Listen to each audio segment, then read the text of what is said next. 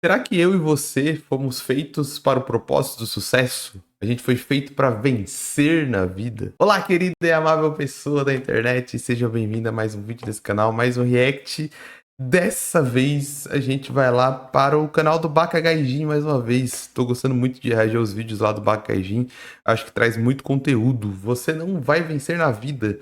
Filosofia de Beco no Japão. Eu vou fazer aqui a filosofia de react junto com a filosofia de Bacon. A gente vai juntar as duas filosofias, a gente vai fazer um Megazord que vai deixar os filósofos em crise, porque o Baka fala que ele não é filósofo, eu também não sou filósofo, mas acho que o importante, a alma da filosofia é isso, né? A gente ficar pensando, refletindo, mesmo que nós não sejamos formalmente graduados, né?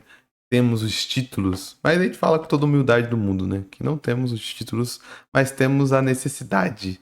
O ser humano tem essa necessidade de pensar sobre a existência, sobre o que nos rodeia. Apesar de muitas vezes serem meio que abstrações, em alguns momentos não é muito importante pensar da onde que viemos, para onde vamos, para que tudo isso, mas ao mesmo tempo é necessário para o nosso intelecto, né? São perguntas que, apesar do avanço tecnológico que a gente teve, apesar dos avanços que a gente tem de tecnologia, de alimentação, de estrutura, de cidades, são questionamentos que estão conosco desde os primórdios, né? E as pessoas se perguntam e refletem sobre tudo isso, né? Então eu acho que todos os seres humanos são filósofos, mesmo não tendo o título formal de filósofos, né? Então bora que bora, vamos lá. Você não vai vencer na vida. Fazer o anti-coaching também aqui, que eu sou defensor também. De você ser anti aquele discurso de coach de você vai vencer na vida, é só você pensar positivo, é só você atrair o sucesso para você.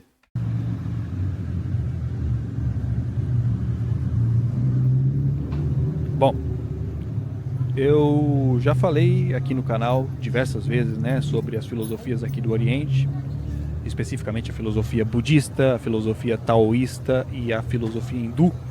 E mesmo quando eu não estou falando especificamente sobre essas filosofias, né, vocês sabem que a minha visão de mundo, né, as minhas opiniões, geralmente são muito influenciadas por elas, né, porque eu me identifico muito com elas e eu procuro estudá-las o máximo possível já há alguns anos já, né?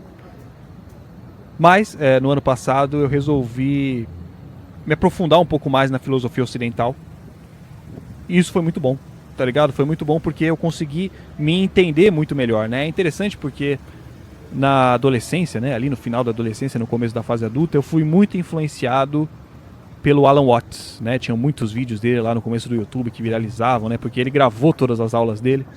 Então começou a bombar na internet aqueles áudios antigos, né? E ele fala com uma eloquência. Eu usava até para estudar inglês, tá ligado? Eu usava os áudios dele.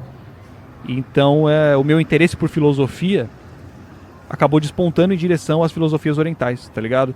Mas eu não tinha essa noção naquela época, e até pouco tempo eu não tinha essa noção de que para entender completamente as filosofias do Oriente, né? Não só as filosofias do Oriente, mas tudo, né? Eu precisava entender primeiro o viés do observador, né? No caso, o meu viés, tá ligado? Então, estudando a filosofia ocidental, eu me compreendi melhor, né? Porque eu entendi as bases, né? Eu entendi as estruturas filosóficas que compõem o ambiente em que eu me desenvolvi. E aí sim, né? A partir dessa melhor compreensão de mim mesmo, eu consegui compreender melhor todo o resto, né? Inclusive as filosofias orientais que eu já estudava há tanto tempo. Então, hoje eu queria falar um pouco sobre fazer, né, algumas considerações sobre o pensamento ocidental e o oriental, algumas coisas que eu já me sinto seguro para falar a respeito. Não que eu me segure também, quando eu não me sinto seguro eu falo mesmo assim, mas eu sempre deixo claro, né, que eu não sou especialista nem nada disso. E algumas pessoas me pedem, né, não é uma maioria, algumas pessoas sempre estão me mandando mensagem pedindo para me aprofundar mais, né, na filosofia e tudo mais. Mas eu sempre falo, né, assim, vocês sabem que eu faço esses vídeos às vezes até mais pra mim mesmo do que pra vocês, tá ligado? É o que tá na minha cabeça no momento e eu sinto essa vontade de expressar, tá ligado? Então o meu objetivo não é converter ninguém em nada, né? Não é fazer juízo de valor, tá ligado? Eu não tô aqui querendo provar que a filosofia oriental é melhor do que a ocidental, nem nada disso, até porque essa própria designação, né, de melhor e pior, ela já não faz sentido, né, nas filosofias aqui do Oriente. Então não é esse meu objetivo, tá ligado? Mas, dito isso, como eu já falei lá no começo, né, como eu me identifico muito com as filosofias aqui do Oriente, o meu discurso vai ser sempre, lógico, enviesado, né, como sempre, como todo discurso. Mas enfim, né, eu já falei aqui algumas vezes, eu acho que esse é sempre um ponto bom para começar a falar sobre isso. Teve que cortar do metrô ali, porque com certeza o burburinho, né? As pessoas devem estar cheio aquela região ali. E o áudio ia ficar muito. Ia ficar só com as pessoas de fundo falando assim. Sobre como quase todos os grandes físicos do século passado, eles se debruçaram em algum momento sobre as filosofias aqui do Oriente, né? Especificamente o hinduísmo, o taoísmo também, alguns deles, conforme eles iam ali desvendando as teorias da física moderna, né? Principalmente a relatividade geral e a mecânica quântica, né? Então você tem Einstein, você tem Carl Sagan, você tem Bohr, você tem Schrödinger, você tem Oppenheimer, né? Que inclusive cita lá o trecho do Bhagavad Gita, né? Que todo mundo fala, né? Agora me torna a morte, não sei o quê. Agora é um poema da filosofia hindu, né? O Bhagavad Gita. E eles fizeram isso, né? Eles acabaram se aproximando mais da filosofia oriental justamente porque a filosofia oriental parece explicar melhor a realidade como a física moderna descreve ela hoje, tá ligado? Do que a filosofia ocidental, no caso, né? A filosofia ocidental, e aqui eu estou me referindo, né, às bases da filosofia ocidental e não a indivíduos específicos, né? Mas a filosofia ocidental, ela me parece extremamente conservadora, né? No sentido de que ela se fecha na percepção humana, tá ligado? A filosofia ocidental explica a realidade a partir da percepção humana como se fosse uma via de mão única. Vocês entendem? Tipo assim, como se o ser humano explicasse a realidade, mas a realidade não explicasse o ser humano. Tá ligado? Então, as diferenças, né, são muitas, mas eu acho que uma das principais diferenças entre a filosofia ocidental e a filosofia oriental está justamente aí, na concepção do indivíduo, né? No Ocidente, a gente trata o indivíduo como se ele fosse uma coisa completamente diferente da realidade, né? Eu já falei sobre isso em outros vídeos aqui, né? Várias vezes eu falo sobre isso, porque é muito evidente isso, tá ligado? Essa percepção de que nós estamos confrontando a realidade, né? E não como se a gente fosse parte dela.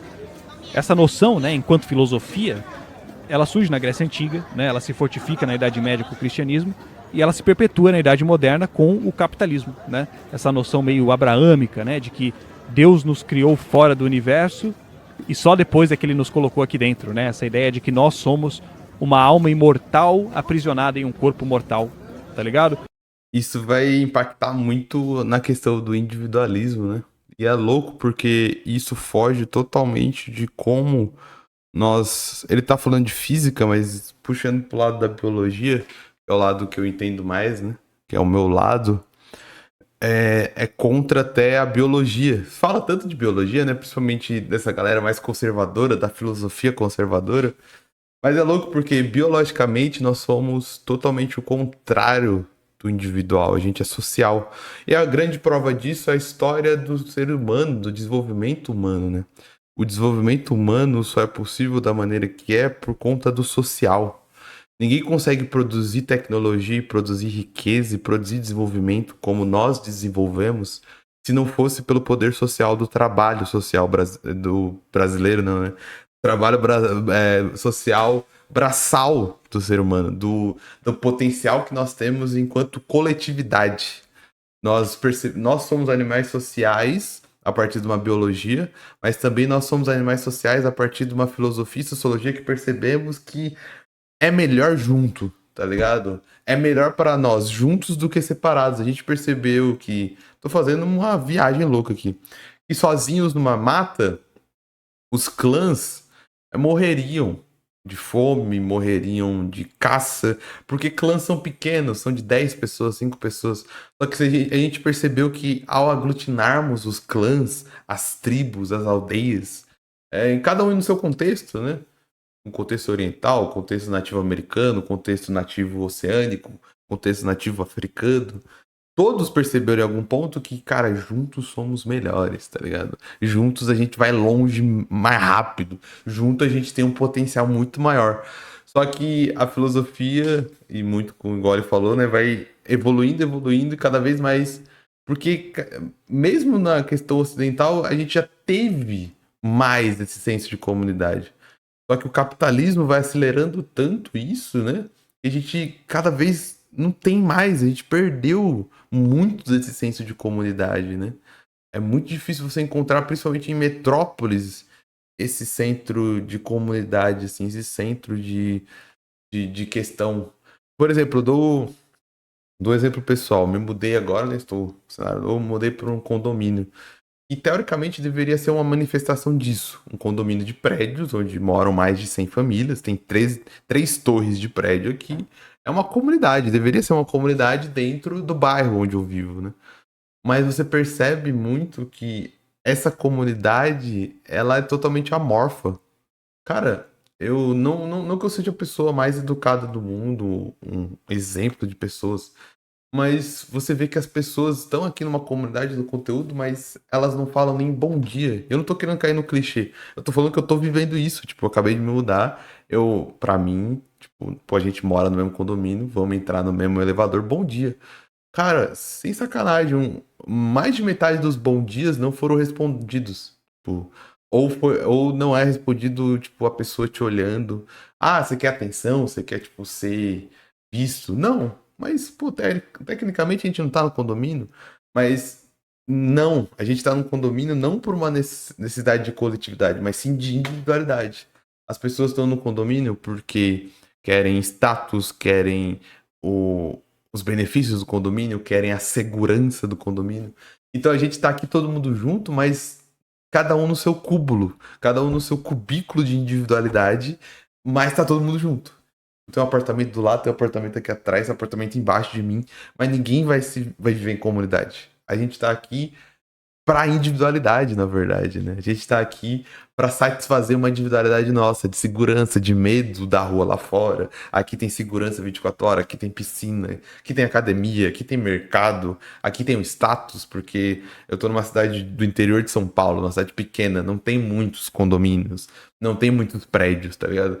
Eu tô aqui num prédio normal para São Paulo, tá ligado? Pro centro de São Paulo, mas que aqui pra cidade, quando eu falei para algumas pessoas, ou por exemplo, que eu ia me mudar, que eu ia pra esse lugar, tem pessoas que falam, caramba, você vai pra aquele condomínio?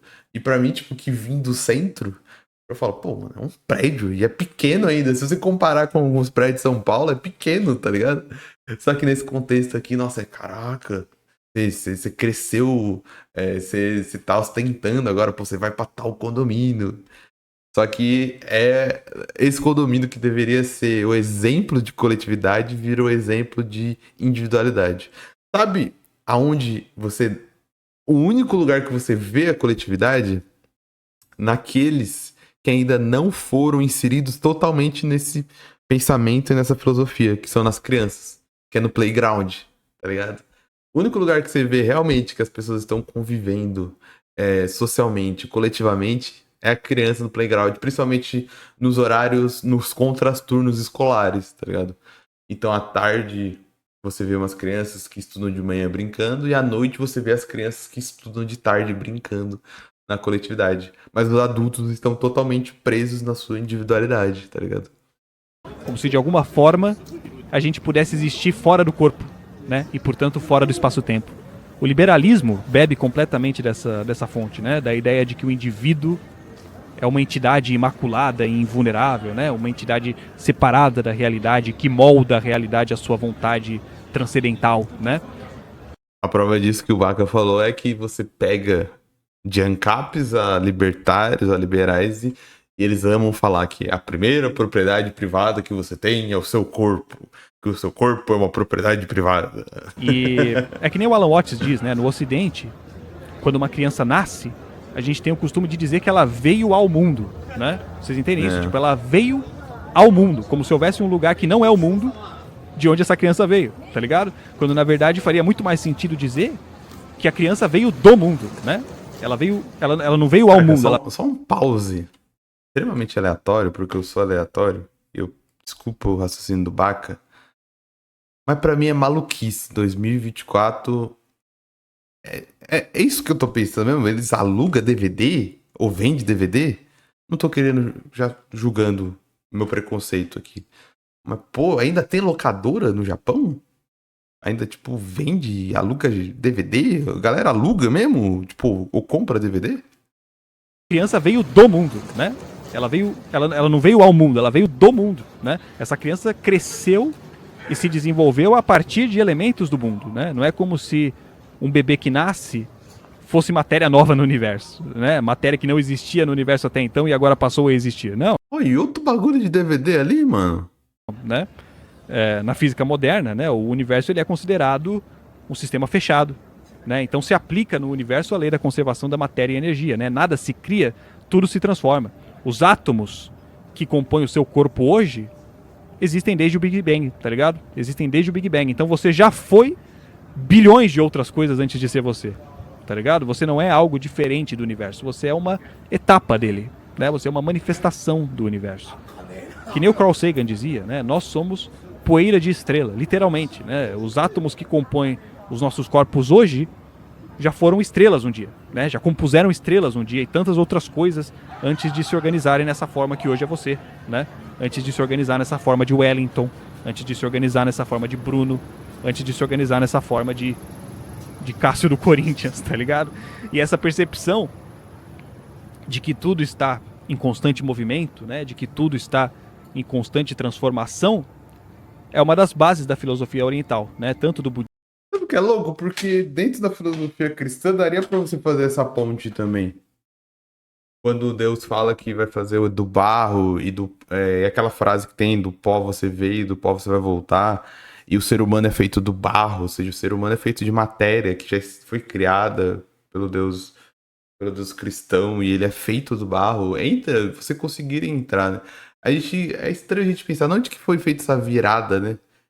Que filósofo, que momento que foi feita essa virada que o cristianismo abraçou totalmente a individualidade, porque lá atrás, no seu pregresso, porque o cristianismo nasce de uma perspectiva oriental, né?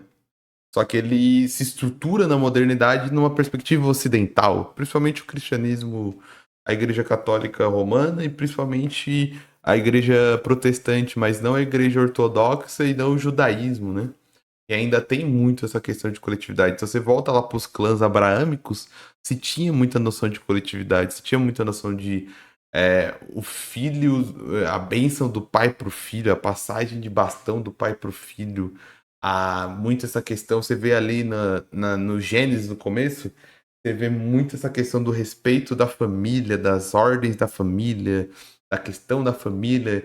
Então, tipo, Abraão, apesar de ter outras esposas, ele tinha uma esposa fixa e que ela era a família dele de verdade, o filho dele de verdade era o filho que vinha daquela esposa, e os filhos cumprem o que os pais querem deles, e tem muito essa briga de eu tenho que enterrar certinho os membros da minha família num lugar específico, e eu tenho que me despedir na hora certa, eu tenho que ritual de passagem, de bênção do pai para o filho, né? Tanto que na narrativa bíblica você tem o Jacó, Jacó? Jacó ou Isaac? O Jacó ou Isaac rouba a bênção do seu irmão Isaú, porque o Isaú era mais velho, mas ele vai lá e rouba a bênção do pai dele, fingindo que ele era Isaú, né? Só que em algum momento o cristianismo perdeu, né? Perdeu essa perspectiva coletivista e abraçou totalmente essa perspectiva individualista, né? Totalmente fora do coletivo, fora de outros grupos. E não à toa o cristianismo foi tão abraçou tanto o liberalismo e o capitalismo, assim, né? Budismo quanto do tal. O Max Weber não estava errado, né? Quando ele escreveu o espírito do liberalismo e o... Como que é o nome do livro lá, do Max Weber? O espírito do capitalismo e a igreja evangélica. Um bagulho assim. Taoísmo quanto do Algum hinduísmo. bagulho assim. É claro que tem, né? Tem filósofos ocidentais que também partem dessa mesma Ó, premissa. eu fui pesquisar o bagulho do Max Weber e nublei até. Deixa eu pesquisar aqui. Né? Que nem os pré-socráticos, Heráclito, né? Aquela coisa de o ser humano não, né? Um homem não consegue se banhar 2 vezes no mesmo rio, porque a água do rio tá passando, né? E o próprio... A ética protestante e o espírito do capitalismo. É isso. Isso que é o nome do livro do Max Weber. O homem, quando ele entra na água, ele sai e já não é o mesmo homem, né? Então, um homem ele não se banha 2 vezes no mesmo rio, nem na mesma água, nem o mesmo homem, tá ligado? Mas é preciso entender isso, né? O Heráclito, ele era um pré-socrático, né? E Platão é considerado o pai da filosofia. Então, é evidente, né, que esses filósofos que pensavam diferente, eles não constituíam a hegemonia do pensamento ocidental, né? Eles não são a maioria, né?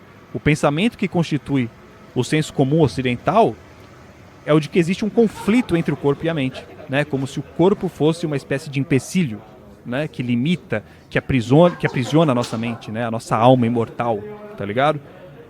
E isso faz com que a gente passe a vida toda lutando contra a nossa própria natureza, como se a natureza fosse a nossa inimiga, né? É lógico que aqui, né, só para deixar claro, eu estou falando de pensamento ocidental, né?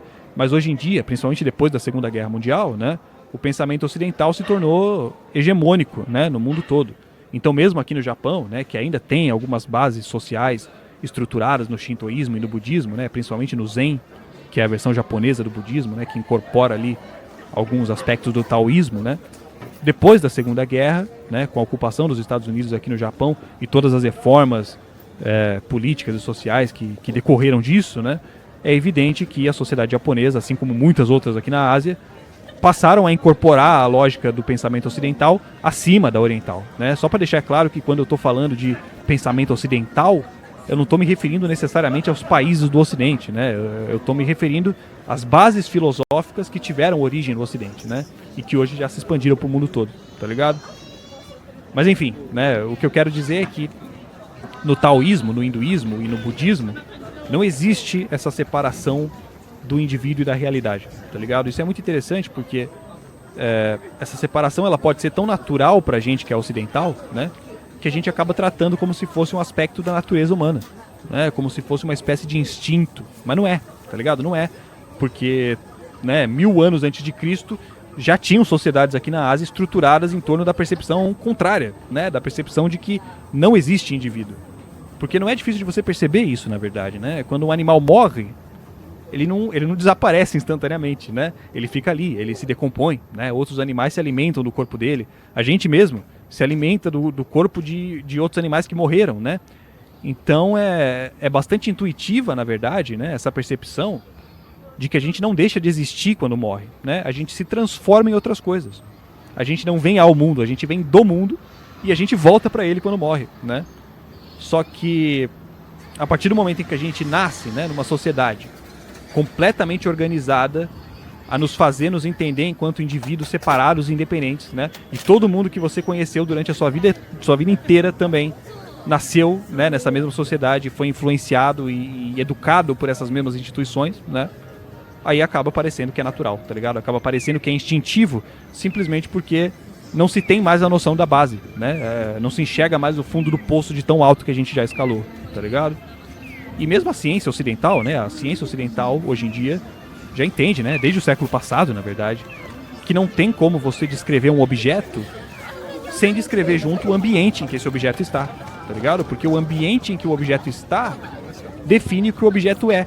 E vice-versa, né? E vice-versa. A análise do objeto também define como é o ambiente em que ele está, né? Simplesmente porque eles são a mesma coisa, tá ligado? Eles são a mesma coisa, né? O que é um ambiente? Você tem ali uma floresta, vamos supor, né? Você tem árvores, você tem plantas, você tem animais.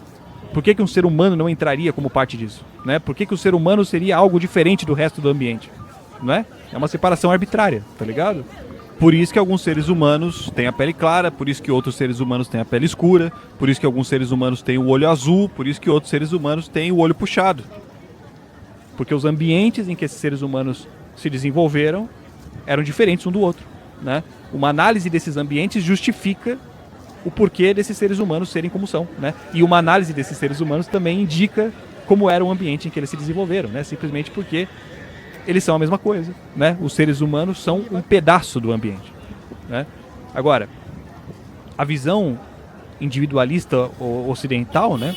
Ela produz muitas vezes pensamentos completamente absurdos, né? Que nem um conservador disse pra mim uma vez assim, porque se os europeus tivessem nascido na África e os africanos tivessem nascido na Europa... Aí eu falei, opa, peraí, tá ligado? Como assim, né? Como assim se os europeus tivessem nascido na África e os africanos tivessem nascido na Europa, né? Se os europeus tivessem nascido na África, eles seriam africanos, né? Se os africanos tivessem nascido na Europa, eles seriam europeus, tá ligado? Não existe uma alma europeia e uma alma africana. Vocês entendem esse grau de abstração, né? Como se o indivíduo fosse algo que não o corpo, né? Como se fosse possível ser um europeu com alma de africano, tá ligado?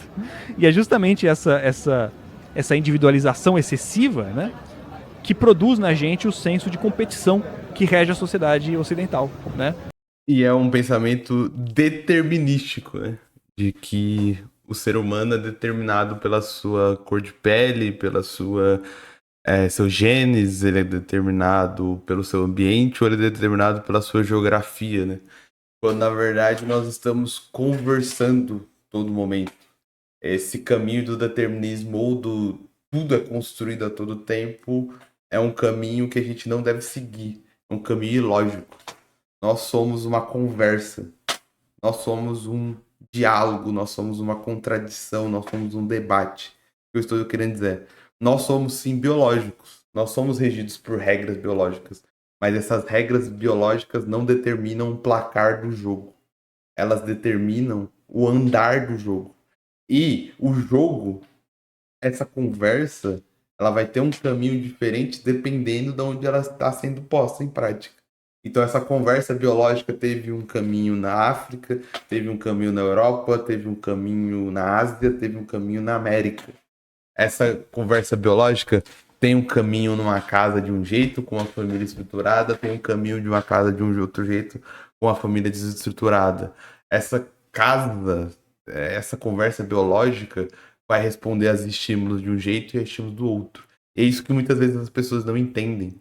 Quando a gente fala de sociologia, quando a gente fala de conceitos sociais, quando a gente fala de questões de tipo, a sociedade constrói o cara desse jeito, as pessoas não entendem, as pessoas se recusam.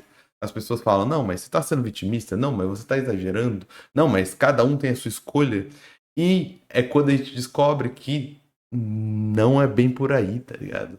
A gente tem escolha até a página 10, assim como nós somos programados geneticamente até a página 10. O que nós temos, na verdade, é uma conversa, é um diálogo da nossa biologia com o ambiente, dos estímulos com o ambiente, dos genes com o ambiente, da sociedade com nós mesmos.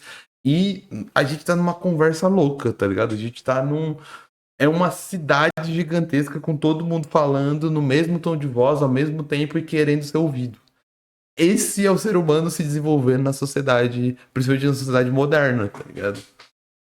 Só que aí, pessoas igual ele falou, que, tipo, dessa visão determinista, acham que a gente já nasceu completo, ou a gente já nasceu pronto, a gente já nasceu pré-determinado. E na verdade a gente já não nasce nada, cara. A gente nasce com um corpo com algumas configurações. E essas configurações podem ser mudadas, transformadas, diluídas. São poucas, existem configurações determinantes, mas elas são poucas e muitas delas têm a ver, às vezes, com questões de aparência, por exemplo, não de cognição, né? Por exemplo, o formato do meu cabelo, sim, ele foi determinado.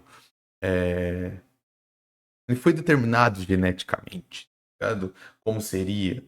Pô, tô falando dos fios do meu cabelo.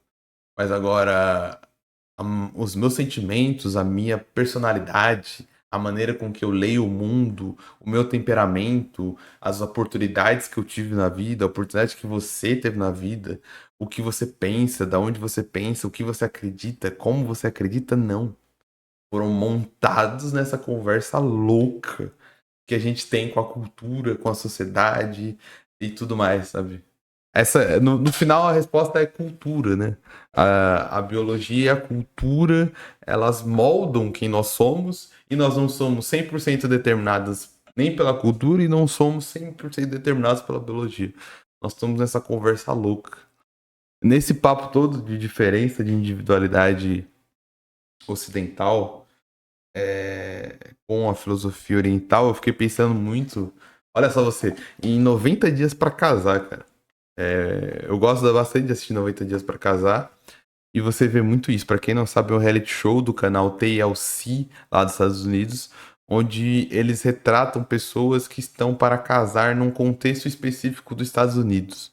Basicamente, os Estados Unidos tem uma coisa chamada visto K1. que é um visto de noivo. Então, quando um estrangeiro vai morar nos Estados Unidos para casar, porque ele tá namorando um americano, ele tem um visto de 90 dias, onde ele tem que casar nesses 90 dias, ou ele vai perder o visto e vai ficar ilegal no país, né? Ele tem 90 dias para ficar dentro de território americano. O que acontece, cara, é que você vê muitos conflitos culturais com pessoas que namoram galera que vem ou do contexto africano, de países africanos, ou de contextos asiáticos, assim. Galera da América tem problemas, assim, mas é mais questão de personalidade, é mais questão. A cultura, querendo ou não, uma hora ou outra se desdobra, sabe? Eles brigam por outras coisas, não pela questão da cultura. Mas eu tava assistindo esse final de semana um contexto de que uma moça ela se apaixona e começa a namorar com um rapaz da Índia. E esse rapaz da Índia, ele já era casado, cara. Num casamento arranjado. E, e tem todo um conflito, tem toda uma briga sobre isso. E é totalmente impensável para quem é ocidental esse contexto. E é totalmente louco esse contexto. De que, pô, o cara, ele tava casado.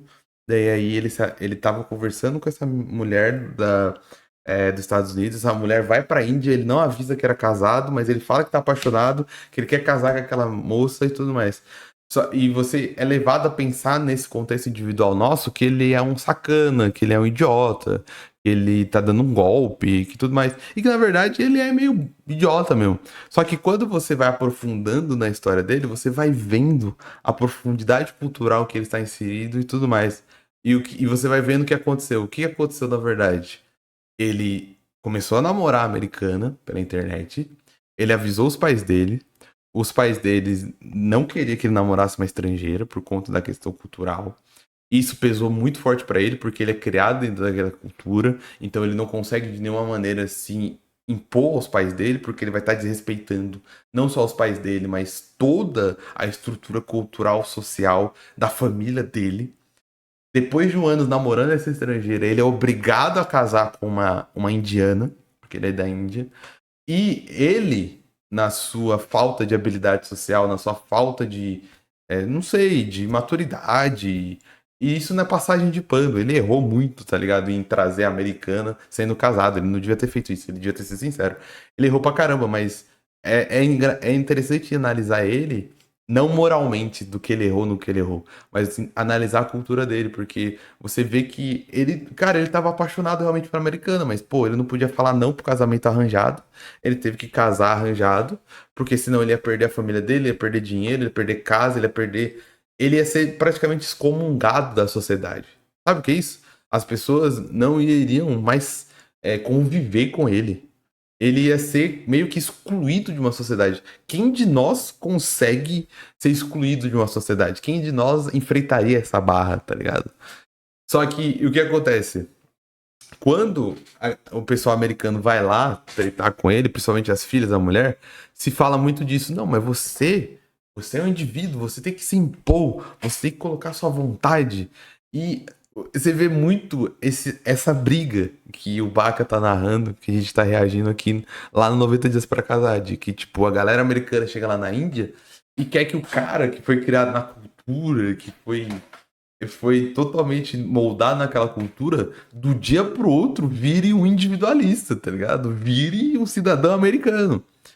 E não rola. É um processo de etapas. Tanto que depois de etapas, ele consegue se divorciar, tá entendendo? Mas é um processo de desintoxicação da cultura, tá ligado? E desintoxicação não tô falando no sentido negativo. Tô falando no sentido de, tipo, o cara foi criado, ele tem 30 anos. Ou seja, 30 anos de cultura indiana, tá ligado?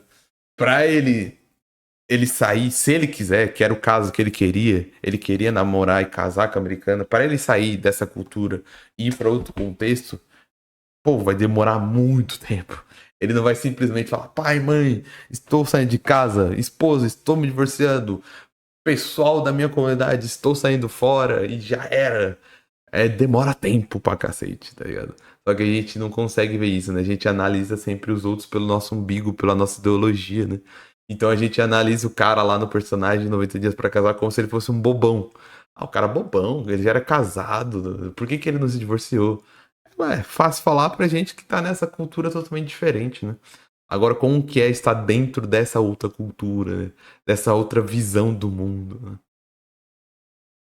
A partir do momento que falta na gente a percepção de que o outro é um pedaço da gente, né? Um pedaço do ambiente em que a gente se encontra, a gente cria essa ilusão de que é possível que um seja melhor do que o outro, entende? Essa é a lógica da colonização, né? Essa é a lógica da colonização. Quando você separa o indivíduo do ambiente, você não entende o porquê da outra pessoa ser tão diferente de você, né? Você passa a avaliar o outro de acordo com os critérios do seu ambiente, né? Sendo que o que é melhor no seu ambiente não necessariamente é o que é melhor no ambiente do outro, entende? E quando a gente cria, né? Quando a gente cria esse ideal universal, né? Como se houvesse um único lugar onde todos os seres humanos têm que chegar para serem bem-sucedidos, né? A gente transforma a vida numa jornada, tá ligado? Essa é uma analogia extremamente comum no Ocidente, inclusive, né? Entender a vida como se ela fosse uma jornada, né? Você tem que lutar, lutar, lutar, lutar, porque no fim tá a recompensa, né? Então você vê que a gente nunca tá vivendo pelo momento, né? A gente tá sempre vivendo por uma suposta recompensa que está no futuro. E quando a gente chega no fim da vida e ainda não alcançou essa recompensa, aí a gente joga essa recompensa para depois da vida, né? Pro paraíso, ou seja lá o que for, né? Então, vocês entendem como esse pensamento ele não faz sentido nenhum, né? Porque se a recompensa estivesse no fim da vida, então a melhor vida seria mais curta, né? A melhor vida seria mais curta. Se houvesse de fato um lugar para se chegar, quanto mais rápido você chegasse nesse lugar, melhor, não é? Por isso que essa ideia de competição, né? Como se todos nós estivéssemos competindo com todos nós para ver quem chega primeiro. É um momento mó profundo, né, da conversa, tipo, um momento mó tenso. Tenso nem no sentido de medo, mas tenso de, pô, tamo pensando, e entra do nada num corredor, numa galeria de patinco, mó feliz, né? Não sei se é patinco, né? Mas esses bagulho de ficar girando bolinha, de pegar prêmio em troca de moeda de R$1, né? Quem chega primeiro onde? Tá ligado? Não se trata de chegar na frente, não se trata nem de chegar em lugar nenhum, tá ligado? A vida está no processo e não na conclusão, né? A vida é que nem uma música, a vida é que nem música. Você não escuta uma música esperando que ela acabe, né? A beleza da música está no processo da música, em todas as etapas dela, né? E não só na conclusão. Mas a sociedade ocidental ela é organizada de forma a fazer com que as crianças desde pequenas entendam a vida como se fosse uma corrida, né? A gente trata as nossas crianças, e nós mesmos fomos tratados assim, né? Como se nós não fôssemos seres humanos, como se nós fôssemos candidatos à humanidade, vocês entendem, né? Como se existisse um lugar para se chegar, né? Um lugar em que nós ainda não estamos. E aí a gente passa a vida toda batalhando, batalhando, batalhando, morre frustrado, sem perceber que desde que a gente nasceu, a gente já era aquilo que a gente estava tentando se tornar, né? Essa que é a brisa. Cara, eu falo muito isso pra adolescente, tá ligado? Principalmente quando eu tô dando aula no terceiro ano do ensino médio, você vê os adolescentes meio que embarcando no escuro. De tipo, o que vai ser da minha vida quando acabar o ensino médio. E você vê muito essa procura de tipo, eu só vou ser adulto ou só vou ser um cidadão, um ser humano, quando eu começar a trabalhar. Isso é muito. Eu acho isso uma das piores características culturais que a gente tem no capitalismo. De que você só é cidadão quando você consome. Quando você tem dinheiro. Quando você tem dinheiro, você consome, você trabalha, você é cidadão. Eu gosto muito de falar isso para adolescente no terceiro ano. De tipo, cara, você não vai ser alguma coisa. Você já é. Você já é alguma coisa enquanto ser humano. A partir do momento que você nasceu, a partir do momento que você se desenvolveu, a partir do momento que você era um bebê, até passando pelo maternal, pelo pré, pelo fundamental, você já era alguma coisa. Você já era um cidadão, você já era um expressante, você já era um artista, já era um cientista, você já é. Você não precisa de um emprego, de um dinheiro, de consumo, de produtos, para ser alguma coisa. E não entenda isso como um processo anti bens pessoais, anti você trabalhar. Não entenda isso como voto de pobreza. Isso é muito mais um pensamento filosófico de tipo, se enxergue como ser, independente do que você tenha, independente de quanto você consuma, independente da sua idade. Porque essa ideologia que a gente tem é extremamente nociva. Porque o que acontece? Você envelhece de 0 a 18 anos achando que você não é nada. Você entra no emprego muitas das vezes que você não curte tanto e muitas vezes de bosta pra você achar que você é alguém. Você fica. Eu tô meio clube da luta, né? Mas é porque o clube da luta tem um sentido. Você começa a comprar coisas e mais coisas que muitas vezes você não usa e não vai pra lugar nenhum só pra você falar que tem. Pra você se aposentar, e sabe o que acontece quando você se aposentou e jogou tudo que você tinha no emprego e achou que você era o emprego, achou que você era a sua profissão? Você se perde de novo e você volta a ser ninguém. Porque é isso que a gente faz. Tanto com crianças de 0 a 18 anos, quanto com idosos. A gente joga, a gente trata elas como se elas não fossem ninguém.